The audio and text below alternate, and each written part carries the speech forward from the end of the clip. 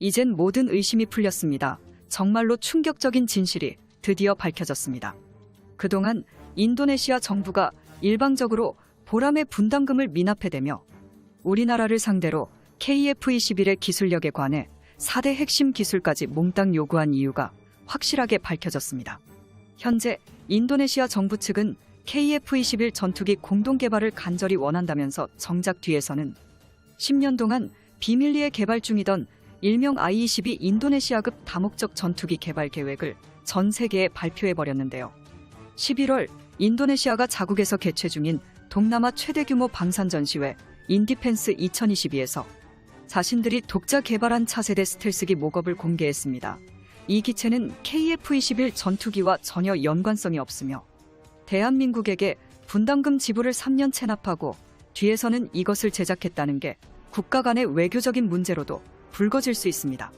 무엇보다도 한국을 상대로 또 한 번 뒤통수를 쳤다는 게 괘씸한데요. 이 사실은 한국항공 우주산업조차 몰랐던 일이며 KF-21 전투기와 비교해봤을 때 인니산 전투기는 초라한 모양새를 보여주며 전 세계적으로 비웃음을 사고 있습니다. 공개된 재원을 봤을 때 크기는 우리나라의 구형 전투기, 일명 똥5라고 불리는 F5보다 작으며 스텔스기인데 대형 카나드익을 부착하고 있습니다. 이 디자인의 형태는 중국산 뻥스펙 전투기인 J-20과 매우 유사합니다. 엎친 데 덮친 격으로 쌍발 엔진의 크기 형태는 미국산 구형 엔진 J-69보다 떨어지는 수준이고 I-22의 무기 탑재량 중량은 F4 팬텀 수준으로 무장 하드포인트도 KF-21 전투기의 절반 이하 수준입니다. 탑재할 미사일도 문제인데요. 한국이 독자 개발 중인 KAM-0대공 미사일과 천룡 미사일처럼 독자적으로 사용할 무기가 인도네시아에는 없습니다. 항전 장비 역시 인도네시아에서 100% 자체 제작할 기술력이 안 되기 때문에 인도산 테자스 부품을 사용해야만 합니다. 아무리 한국의 첨단 기술력을 빼돌려도 생산 라인 자체가 인니에는 없는지라 울며 겨자 먹기로 인도산을 사용해야 하는 형편인 것이죠.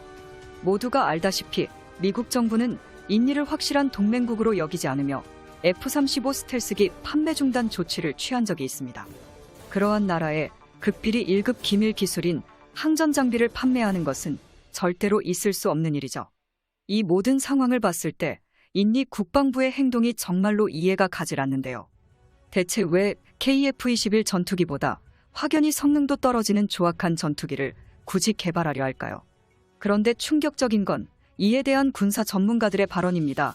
인니 전투기 모겁이 공개됐다는 건 단순한 의미가 아니라 이미 형상 설계, 컴퓨터 시뮬레이션, 풍동 실험까지 끝마쳤다는 의미로 10년간 인니 내부에서 최소 수백 명의 인력과 상당량의 자본이 투입되었다는 의미입니다. 말 그대로 KF-21 전투기의 기초 기술만 빼가서 I-22 전투기에 적용하느라 국내에 입국한 인니 기술진을 철수 안 시키고 시간을 끈 거군요.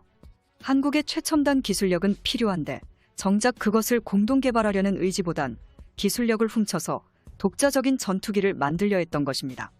이번 사건으로 인해 KF-21 전투기 공동 개발에 인니를 제외시키고 폴란드와 군사동맹을 맺어야 할 명확한 이유가 되었습니다. 그리고 왜 그토록 미납급 지급에 미적되었는지 그 이유가 어느 정도 밝혀진 셈입니다. 인도네시아가 항공산업 토대가 있는 건 사실이지만 최첨단 전투기는 인니 독자 기술로 쉽게 도전할 분야가 절대 아니며 아마도 외국계 회사 및 인력들에게 의뢰한 걸로 보입니다. 그 기업은 일본의 F2 전투기 개발사인 미쓰비시 중공업으로 추정됩니다. 결과론적으로 보면 대한민국의 독자적인 기술력으로 개발 중인 KF-21 전투기에 관하여 기술 유출 우려가 심각해지고 있습니다. 이에 대해 한국은 보다 단호히 대처해야만 합니다. 사실 I-22 인도네시아급 전투기 공개 전까지만 하더라도 KF-21 개발 과정 도중 분담금 문제로 대한민국의 속을 썩여왔던 인니가 두 팔 들고 항복, 분담금 협상에 나섰던 적이 있습니다. 이번에 새롭게 공개된 분담금 협상 내용으론 KF-21 보라매의 분담금을 하루빨리 납부하겠다고 최종 결정했지만 이러한 계약서는 명목상일 뿐 과거에도 2번이나 결렬돼 버린 인니 정부의 전과가 있기 때문에 우리나라 국민들의 참을성도 한계치를 넘어 폭발 직전인데요. 사실상 I-22 개발 계획이 한국에 알려진 마당에 정말로 KF-21 전투기의 공동개발국에서 인니를 퇴출시켜버리고 차라리 폴란드를 참여시키자는 발언이 강력한 힘을 얻게 될 수밖에 없습니다. 반면 인도네시아는 또 다른 난관에 봉착했습니다. KF-21 분담금 문제가 아니라 한국항공 우주산업부터 어떻게 설득해야 할 형편이 되었습니다. 한국항공 우주산업 측은 과거부터 KF-21 보라매가 완성될 경우 인도네시아가 방산 장비를 자급자족할 수 있는 이정표가 될 것으로 보고 있었지만 이러한 과정에서 우리나라의 기술력이 혹여나 적대국에 넘어가지 않을지 매우 우려하고 있었는데요. 대표적으로 한국공군의 A사 레이더에 관한 몇 가지 정보들이 있습니다.